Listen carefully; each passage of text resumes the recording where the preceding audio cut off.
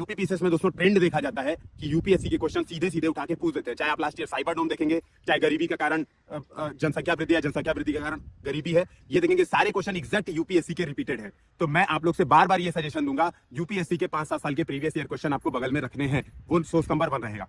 दूसरा सोर्स रहेगा यूपीपीसीएस के प्रीवियस ईयर क्वेश्चन। तो 2018 के बाद जब से जीएस रिटर्न शुरू हुआ है तब से अब तक का प्रीवियस ईयर क्वेश्चन वो भी सॉल्व रखिए, जो भी आपको अवेलेबल हो। आप लोग ये भी क्वेश्चन कमेंट में पूछेंगे कि सर सॉल्व कौन से ब्रांड का ले, कौन सा ले, सबसे अच्छा कौन सा है। मैं फिर से बता रहा हूं, सब बेकार है, कोई किसी काम का नहीं है, लेकिन जो अवेलेबिलिटी है हमारे पास उसी से हमें काम चलाना पड़ेगा। तो एक सॉल्व पेपर कोई भी रखिए बगल में, जिससे आप रेफरेंस ले पाए, क्योंकि सॉल्व में क्या होता है 700-800 शब्दों में आंसर रहता है और कई बार आंसर की स्ट्रक्चरिंग की भी ऐसी की तैसी की जाती है। तो आप इस बात को ध्यान में रखेंगे, एक सॉल्व पेपर अपने सामने रखेंगे, ये आपका सोर्स हो जाएगा।